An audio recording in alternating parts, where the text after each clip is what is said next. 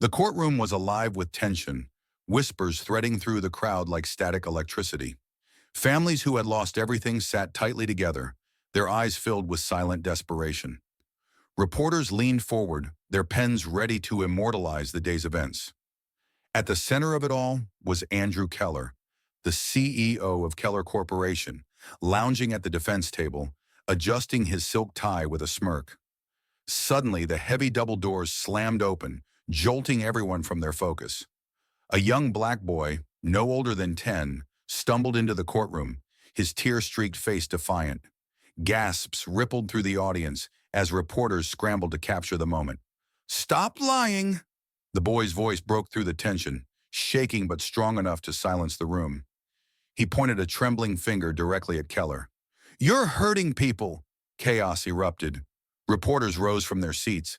Families whispered in shock, and Keller stiffened, his smug confidence visibly rattled. Judge Melissa Whitman slammed her gavel with sharp precision. "Order! Order in the court!" Her commanding voice cut through the noise. The room fell silent, save for the boy's muffled sniffles. Melissa's steely gaze shifted to the young intruder. "Who are you, and why are you disrupting these proceedings?" The boy straightened his posture, his tearful eyes locking with hers. "My name is Jason Whitman," he declared, his voice trembling but firm. Gasps filled the courtroom again. Reporters exchanged frantic whispers as cameras flashed incessantly. Judge Whitman's hand faltered on her gavel, her usual icy demeanor cracking. She leaned forward, her voice uncharacteristically unsteady. "Approach the bench." Jason clutched a battered sketchbook as he walked toward her, his small sneakers squeaking against the polished floor. He stopped just short of the bench, looking up at her with tearful determination. Melissa's breath caught as the boy's words echoed through the room. "You're my grandmother," he said softly, his voice carrying the weight of 1,000 emotions. The courtroom fell into stunned silence. Melissa froze, her mask of control shattered as the realization hit her like a tidal wave. The courtroom settled into a stunned silence, the only sound the occasional click of a reporter's camera. Melissa's mind raced as she stared at the boy who claimed to be her grandson. Her grip on the gavel tightened as if grounding herself against the flood of emotions threatening her composure. "Court is adjourned," she announced abruptly, her voice shaky but resolute. The gavel struck with a hollow echo. "We will reconvene tomorrow at 9. Jason flinched at the sound but remained firm, his wide eyes fixed on Melissa. Families and reporters began filing out, their hushed whispers filling the air with speculation. Andrew Keller, however, lingered, his gaze sharp and calculating as he whispered to his lawyer. Melissa rose and motioned to the bailiff. "Ensure the boy stays here. I'll speak with him privately." In her chambers, Melissa closed the door firmly behind them. The once stoic judge now faced a boy clutching a battered sketchbook like a lifeline. His small frame seemed even smaller under the weight of the room's silence. "Who are you?" she asked, her voice softer than she intended. "Why did you say I'm your grandmother?" Jason's lips trembled, but his gaze held steady. "My mom, Sarah, she told me about you. She said if anything happened to her, I should find you." Melissa's breath hitched at the mention of her estranged daughter. Memories of their last conversation, sharp words and broken ties flashed in her mind. Her hands gripped the edge of her desk as she fought to keep her voice steady. "What happened to your mother?" she asked. Jason's voice cracked. "She got sick after working for Keller Corporation. She said she found something bad, and then people came. They broke into our apartment and took her stuff." Melissa's heart sank. Did she leave any evidence? Jason hesitated before opening his sketchbook. He flipped through pages of detailed drawings, barrels labeled with hazardous symbols, a chain-link fence, and a truck with the Keller logo. "She made me draw everything we saw. She said it was important to remember." Melissa studied the sketches, her pulse quickening. Each detail was precise, almost photographic. "And then she got sick." Jason nodded, tears streaming down his face. 2 weeks later, she was gone. She said they did this to her. Melissa's chest tightened with guilt and anger. Her daughter had been trying to expose a massive cover-up, and now her grandson stood before her, carrying the burden she could no longer bear. "Jason," Melissa said, kneeling to meet his eyes. "What do you want me to do?" Jason's voice steadied, though tears still glistened on his cheeks. "She said you'd fight for what's right. She said you wouldn't let them get away with it." Before Melissa could respond, the bailiff knocked on the door, urgency in his tone. "Judge Whitman, reporters are swarming the courthouse. Word about the boy is out." Melissa gritted her teeth. Of course, the vultures had caught wind of the drama. "Jason stays here," she instructed. "Don't let anyone near him." The bailiff nodded, but Melissa knew the storm outside was just the beginning. Keller's lawyers would seize on this revelation, spinning it into a weapon against her. But she also knew she couldn't walk away from this fight. Turning back to Jason, she placed a steadying hand on his shoulder. "Listen to me. This won't be easy. People will try to scare us, to silence us. But I promise, I'll do everything I can to make this right." Jason met her gaze, his small frame trembling but his eyes burning with determination. "I'm not scared," he said softly. "Not if you're with me." That evening, Melissa reviewed Jason's sketches again, her thoughts a whirlwind of strategy and emotion. She made a call to Daniel Perez, an environmental lawyer she trusted. "Daniel, I need your help. It's about Keller Corporation." The next morning, Jason sat across from Melissa at her kitchen table, a plate of untouched toast before him. Melissa placed a folder filled with Jason's sketches and her notes onto the table. "This is just the beginning," she said, her tone resolute. "We're going to expose Keller for what they've done." Jason's hand moved instinctively to his pencil. "I'll keep drawing," he said, "so people can see what they did." Melissa smiled, pride and determination etched into her features. "Then let's get to work." The next morning, Melissa stood at the courthouse entrance, a sea of reporters clamoring for her attention. Cameras flashed like strobe lights, and microphones were thrust toward her face, their questions blending into a chaotic buzz. "Judge Whitman, who is the boy? Is it true he's your grandson? Does this affect your ability to oversee the Keller case?" Melissa raised her hand, her steely gaze cutting through the noise. "No comment," she said firmly, pushing her way inside. Behind her, Jason was escorted by the bailiff, his face pale but determined, clutching his sketchbook tightly. Inside her chambers, Melissa paced the room, the weight of the unfolding drama bearing down on her. Jason sat silently at the corner of her desk, sketching. His pencil scratched across the page with a quiet intensity, filling the room with an oddly calming rhythm. "We need a plan," Melissa muttered half to herself. Jason looked up, his voice steady despite the turmoil. "Mom always said plans are good, but people matter more. She said when it's about people, you just have to do the right thing." Melissa stopped pacing and turned to him, her expression softening. "Your mom was a brave woman," she said, "and now it's our turn to be brave for her." Her phone rang, jolting her back to the moment. She hesitated, then answered. "Judge Whitman, speaking." "Melissa," the voice was smooth and calculated. "Andrew Keller. It seems you found yourself in quite the predicament." Her grip on the phone tightened. "What do you want, Keller?" "To offer a friendly warning," he replied. "Drop the case. Protect your reputation and your career. Walk away while you can." Melissa's jaw tightened. "You're not intimidating me, Keller." "Intimidation?" Keller chuckled coldly. "No, Judge Whitman. This is survival. For both of us." She slammed the phone down, her hands trembling with fury. Jason watched her, his wide eyes full of questions. "What did he say?" Jason asked softly. Melissa took a deep breath. "He wants me to back down." Jason frowned, his small hands gripping his pencil tightly. "You're not going to, are you?"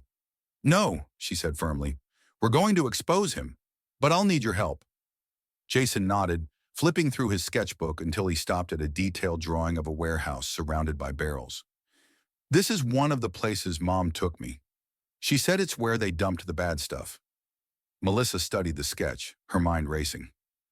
"Do you remember where this is?" Jason nodded. "It's near our old apartment, by the creek." That afternoon, Melissa met with Daniel Perez at a dimly lit diner. Jason sat beside her, his sketchbook open on the table. Daniel leaned in, studying the drawings with a furrowed brow. "This is detailed," Daniel said. almost too detailed for a kid your age. I remember everything, Jason replied simply. Mom said it was important. Daniel nodded, impressed. If this is accurate, it matches a site I investigated years ago. But Keller buried the evidence before we could build a case. Melissa folded her arms. Then we'll unbury it. Daniel hesitated. Melissa, you're taking a huge risk. Keller doesn't play fair. I know, she said, but I can't let him get away with this. That evening, Melissa and Jason reviewed the sketches once more. Jason paused, pointing to one depicting a truck unloading barrels near a creek. This one, he said. Mom said it was the most important. Melissa picked up her phone, calling in favors and gathering every resource she could. Jason continued to draw, each pencil stroke a testament to his resolve.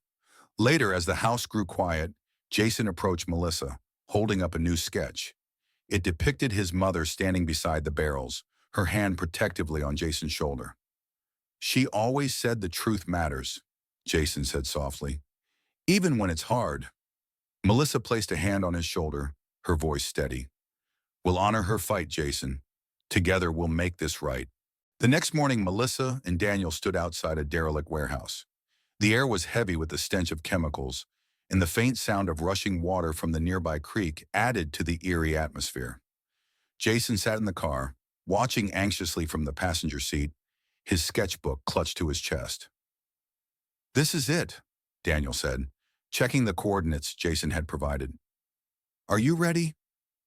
Melissa nodded, determination etched into her face. Let's get the evidence we need. The two approached the side door, staying out of view of the security cameras Jason had marked in his sketches. Daniel produced a set of lock-picking tools, his hands moving quickly and precisely. With a soft click, the door creaked open. Inside, the warehouse was dark and musty, the faint hum of machinery echoing in the distance. Rows of barrels were stacked along the walls, their labels warning of hazardous contents. Melissa pulled out her phone, snapping photos as Daniel examined the labels closely. These matched Jason's descriptions, Daniel said, pointing to serial numbers that had been partially scratched off. But we'll need more than just photos to make this stick. Deeper into the warehouse, they stumbled upon a pile of shredded documents scattered on the floor. Melissa knelt, carefully sifting through the pieces. Together, they pieced fragments back together, revealing invoices, falsified safety reports, and disposal orders signed with Keller's name. This is it, Daniel whispered, his voice a mix of relief and urgency. This is what we needed. Their relief was short-lived. The faint crunch of footsteps echoed from the entrance. Melissa froze, her eyes darting toward the sound. Two security guards were approaching, their flashlights casting long beams through the shadows. We've got company, Melissa whispered, grabbing Daniel's arm. She spotted a narrow staircase leading to a loft above and motioned for him to follow. They ascended the creaky stairs, careful to avoid making noise. From their vantage point, they watched the guards move through the warehouse. One stopped near the pile of documents, frowning. Looks like someone's been here, he muttered. The other guard nodded. I'll call it in. Melissa's heart pounded. If the guards alerted their superiors, they'd lose their chance to escape with the evidence. She quickly texted Jason, "Stay calm. We might need a distraction." Moments later, the blaring honk of a car horn shattered the silence. Jason's voice rang out, loud and deliberate. "Hey, over here!" The guards immediately rushed toward the sound, leaving the documents unguarded. Melissa and Daniel wasted no time, descending the stairs and grabbing the most intact documents from the pile. Melissa snapped more photos before they slipped out through a side door. Outside, Jason was waiting, his face pale but triumphant. "Did it work?" he asked. Melissa pulled him into a tight hug. "It worked, but you scared me half to death." Jason grinned nervously. "I just did what Mom would have done." Melissa smiled, pride and worry mingling in her expression. "You did good, Jason. Now let's get out of here." Later in Melissa's living room, they spread the documents across the table. Jason added his sketches, carefully aligning them with the evidence they'd collected. Daniel leaned back in his chair, a satisfied grin on his face. "This is a solid start," he said, "but we'll need to act fast. Keller's team will be scrambling to cover their tracks." Melissa nodded, her mind already racing with the next steps. "I'll call Rebecca Collins.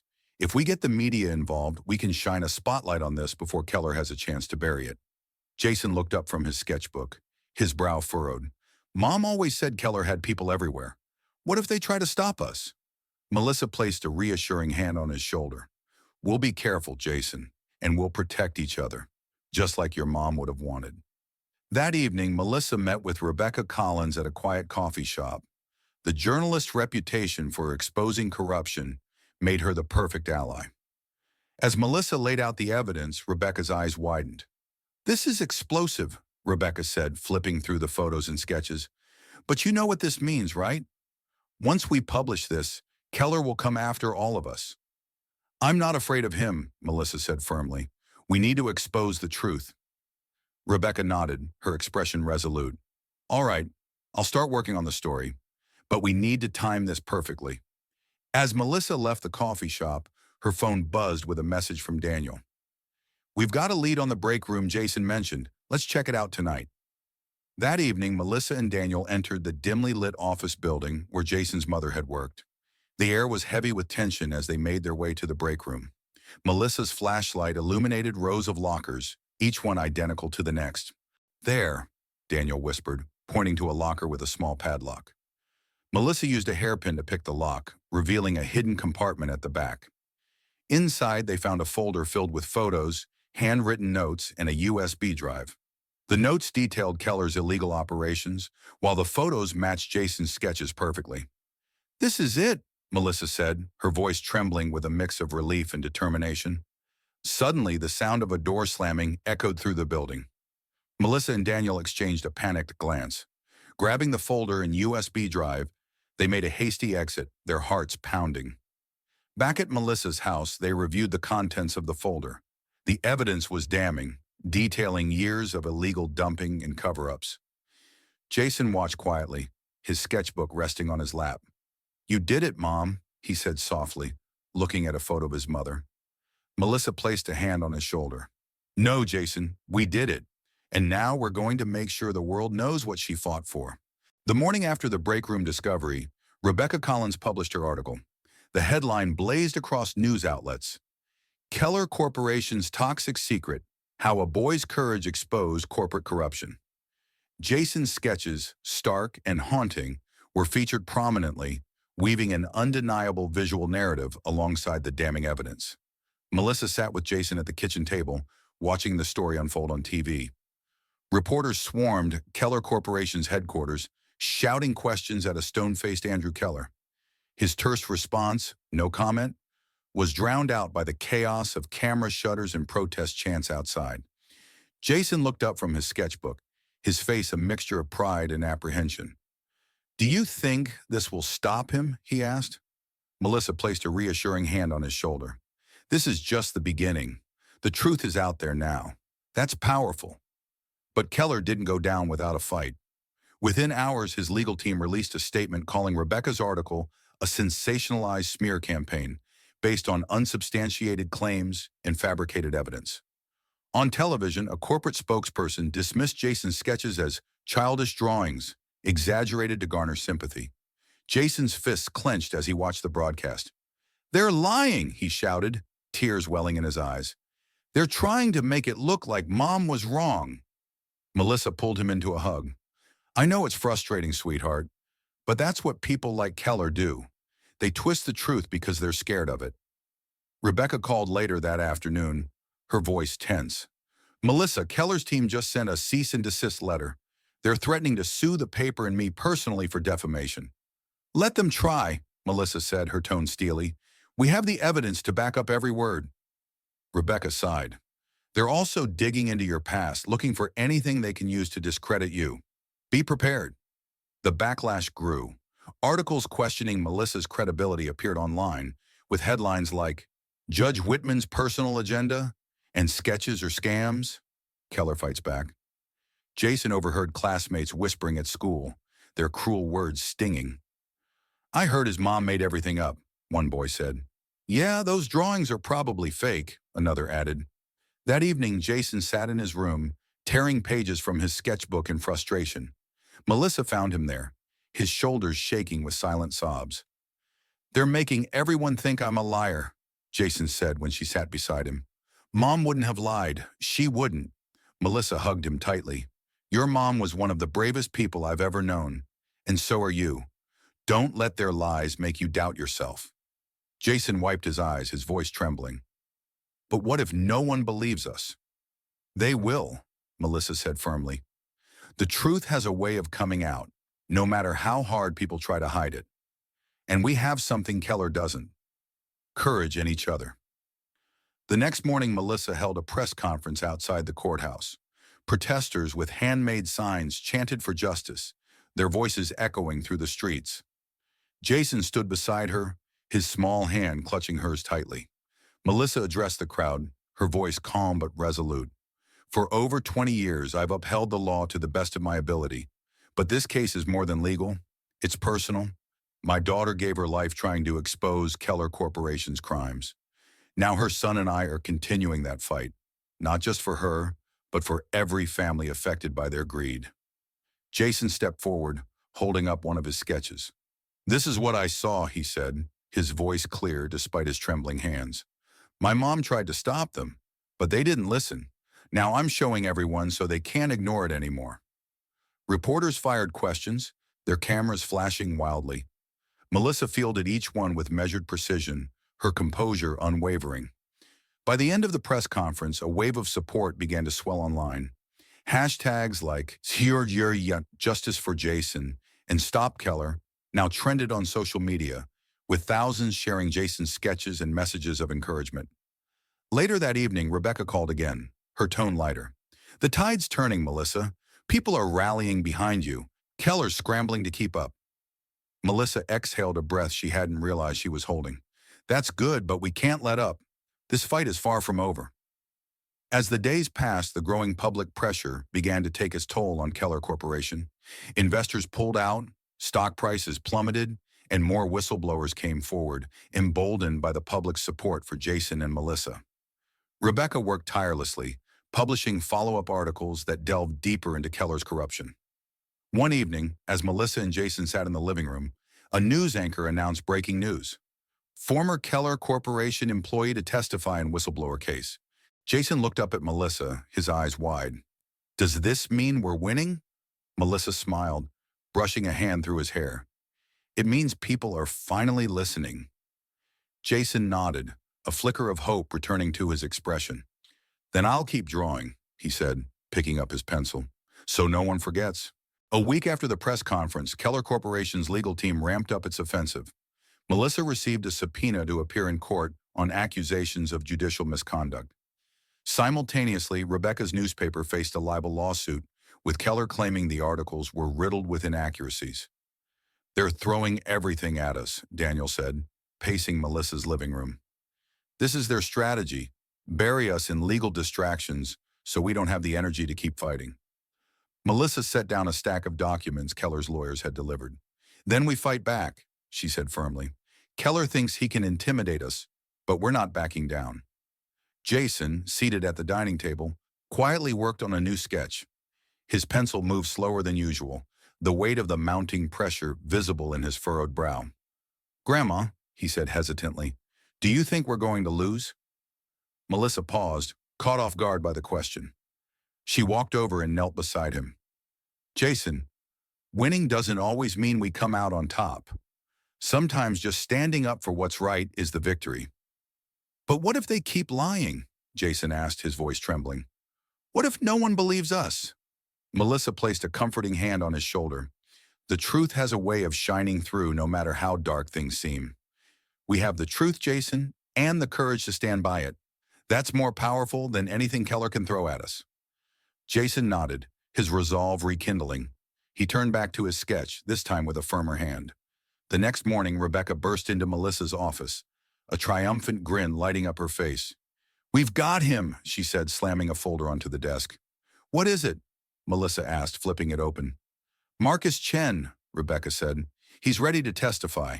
He was Keller's vice president of operations and oversaw the dumping sites.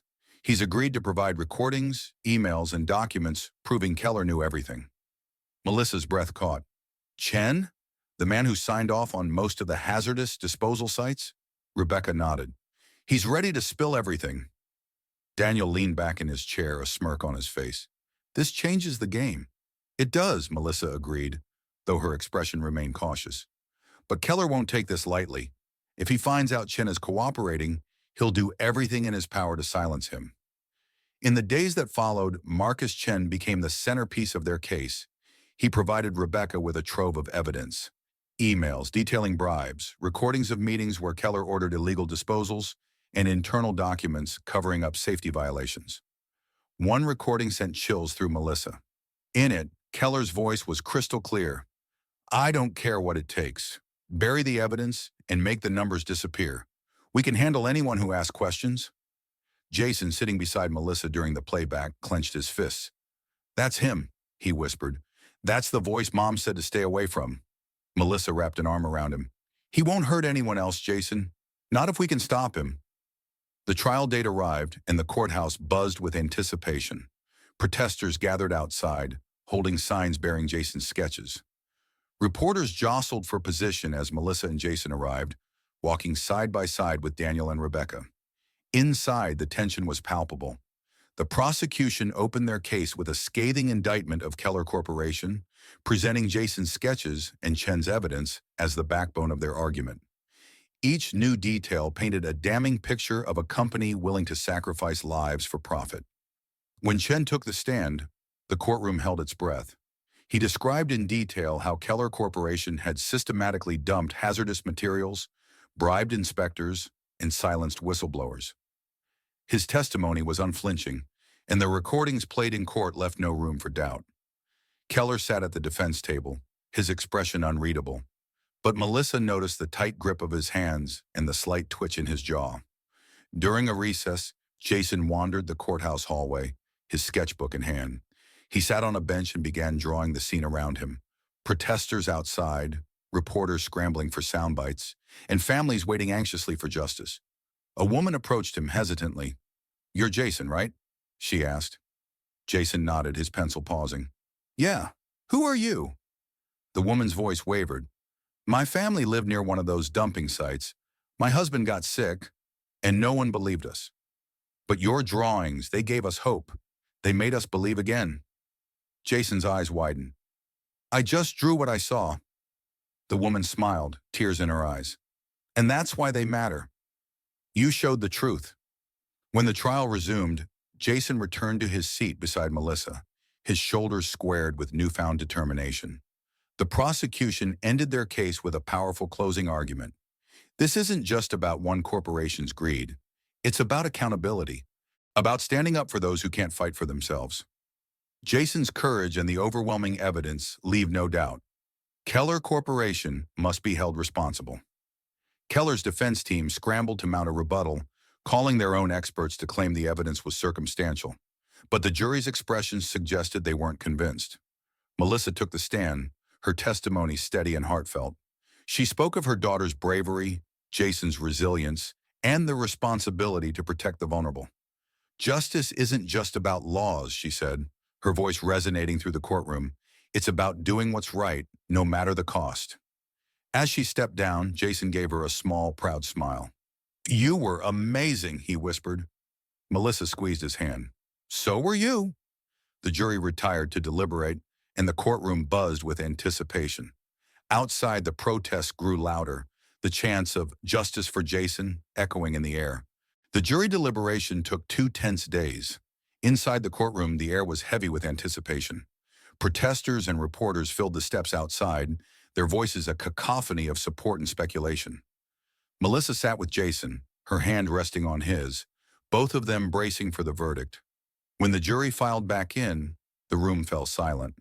The foreman rose, his expression unreadable, as he handed the verdict to the judge. "On the charge of environmental violations, we find the defendant guilty." The courtroom erupted. Cheers filled the air. Families hugged one another, and tears streamed down faces. Melissa felt the weight lift from her shoulders as she pulled Jason into a tight embrace. Andrew Keller remained seated, his jaw clenched and his face pale. His lawyers whispered frantically, but it was clear the battle was lost. As the judge announced reparations and the freezing of Keller Corporation's assets, Keller stood abruptly, his composure finally cracking. "This is a farce!" he shouted, his voice cutting through the celebration.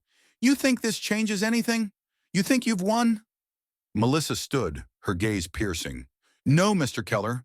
Justice has won." Keller was escorted out in handcuffs, his final glare filled with venom. The cameras followed him, capturing the fall of a corporate giant. Later that evening, Melissa and Jason returned home to find their porch covered in flowers, cards, and handwritten notes from neighbors and families they had helped. Jason picked up a card with a simple message. "Thank you for giving us hope." Jason turned to Melissa, his eyes wide. "Did we really do all this?" Melissa smiled, brushing a strand of hair from his face. "You did, Jason. You showed everyone the truth." The media frenzy didn't die down immediately. Headlines across the nation declared Keller's downfall. Corporate greed exposed, Keller Corporation's legacy of corruption, and a boy's courage topples a giant. Jason's sketches were shared widely, becoming symbols of resilience and justice. But the backlash came quickly. Keller Corporation launched appeals, and their remaining executives blamed the scandal on a witch hunt fueled by public emotion. On television, their lawyers claimed the evidence was circumstantial and Jason's drawings were manipulated. Jason sat in the living room, watching the news with his sketchbook on his lap. "Why won't they just stop lying?" he muttered, his frustration evident. Melissa sat beside him, wrapping an arm around his shoulders. "Because people like Keller are afraid of the truth. But remember, Jason, we have something they'll never have: courage and the trust of those we've helped." Jason nodded, gripping his pencil tightly. "Then I'll keep drawing." The next day, Melissa received a call from Marcus Chen. "Melissa, we've uncovered more documents. Proof Keller Corporation targeted low-income neighborhoods deliberately. This could make the appeals process even harder for them." Melissa's determination reignited. "Let's make sure it does." Rebecca published a follow-up article with the new evidence, cementing Keller's guilt in the public eye. The community rallied behind Melissa and Jason, organizing fundraisers and events to support families affected by Keller's actions. At one event, Jason unveiled a new sketch, a mural of people standing together, united in their fight for justice. The crowd erupted in applause, their cheers echoing with gratitude. As Keller's appeal hearing approached, Melissa and her team prepared tirelessly. They knew the stakes were high. If Keller managed to overturn the verdict, it would undo all their hard work. Jason continued to sketch, his drawings now documenting their journey from loss to justice. On the first day of the hearing, Keller's new legal team attempted to discredit Marcus Chen, accusing him of fabricating evidence for personal gain. But Chen's calm demeanor and detailed testimony left little room for doubt. The prosecution presented new evidence from whistleblowers, emboldened by the original trial's outcome, further solidifying their case. Keller, who had maintained an air of defiance throughout, finally showed cracks in his armor. When Melissa took the stand to recount the impact of Keller's actions on her family, his stoic facade crumbled. "Do you think you've won, Judge Whitman?" Keller asked, his voice dripping with contempt. Melissa's response was calm and unwavering. "This was never about winning, Mr. Keller. It's about doing what's right." The appeal was denied, and Keller was sentenced to an additional 10 years for obstruction of justice and witness tampering. The courtroom erupted once again, but this time, Keller didn't shout. He simply stared at Melissa and Jason, his defeat etched into his features. In the weeks that followed, Melissa and Jason began to adjust to their new normal. Melissa retired from the bench, dedicating her time to a foundation in Sarah's name. The organization provided legal aid to communities affected by corporate negligence, ensuring no one else would have to fight alone. Jason, now a local hero, continued to draw. His sketches were displayed in galleries and schools, inspiring countless people to stand up for what they believed in.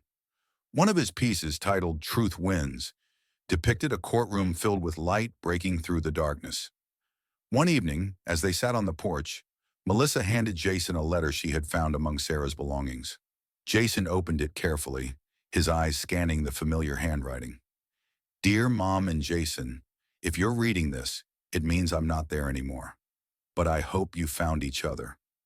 Jason, you're the best thing I ever did, and I know you're going to do amazing things. Mom, I hope you can see the incredible person Jason is becoming. Take care of each other and never stop fighting for what's right." Love, Sarah. Jason clutched the letter to his chest, tears streaming down his face. Melissa wrapped him in a hug, her own tears falling freely. She'd be so proud of you, Melissa whispered. Jason looked up at her, his resolve shining through. Of us. The story of Melissa and Jason became a legacy, inspiring others to fight for justice no matter the odds. Together, they turned their pain into purpose, proving that, even in the darkest moments, courage and truth can light the way. The media frenzy around the trial began to settle, replaced by a sense of celebration and renewal within the community. The once divided families affected by Keller Corporation's negligence now stood united, rebuilding their lives with the reparations awarded by the court. Melissa and Jason became symbols of resilience and justice, their story spreading far beyond their small town. One sunny afternoon, the community gathered to unveil a mural painted on the side of the local library. The artwork, inspired by Jason's sketches, depicted a timeline of their journey, families standing together, the courtroom scene, and finally Jason holding his sketchbook with a look of determination. In bold letters above the mural were the words, "Truth always prevails." Jason stood next to Melissa, his eyes wide as he took in the artwork. "That's us," he whispered, awe evident in his voice.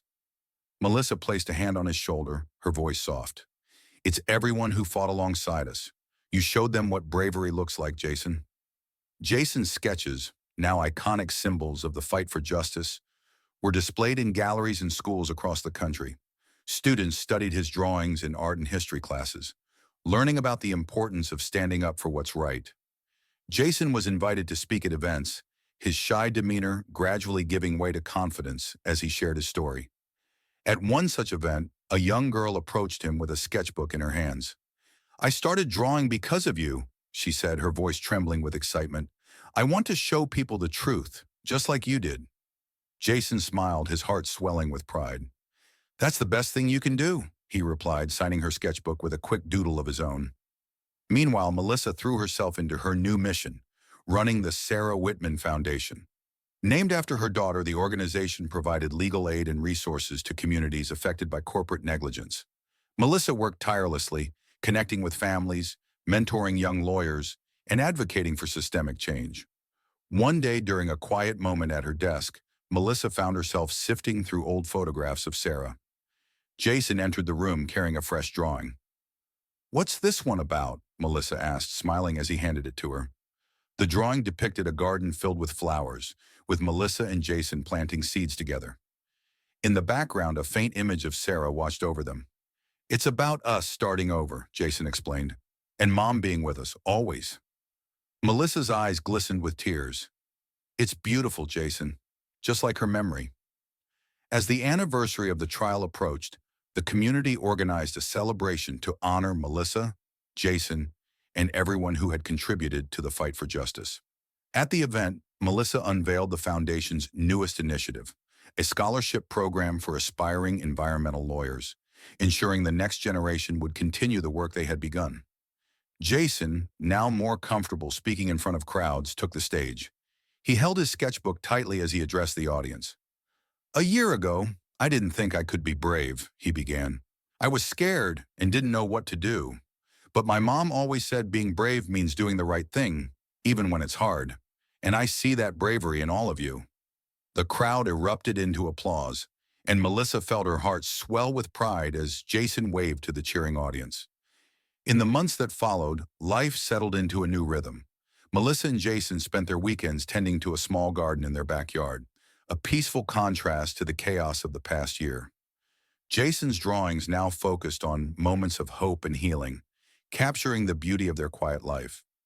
One evening, as the sun dipped below the horizon, Jason sat on the porch, sketching the view. Melissa joined him, handing him a glass of lemonade. "What are you working on now?" she asked. Jason turned the sketch around, revealing a drawing of the two of them sitting on the porch, with the garden in full bloom. In the sky above, faint outlines of Sarah's face smiled down at them. Melissa's voice caught in her throat. "It's perfect." Jason smiled, his eyes bright. "Just like us." Their story continued to inspire, proving that even in the face of immense adversity, courage and truth could prevail. Melissa's foundation flourished, and Jason's artwork touched countless lives. Together, they turned their pain into a legacy of hope, ensuring that no one else would have to face the battles they had fought alone. The world moved forward, but the lessons of their journey remained, a testament to the strength of love, family, and the unyielding power of justice.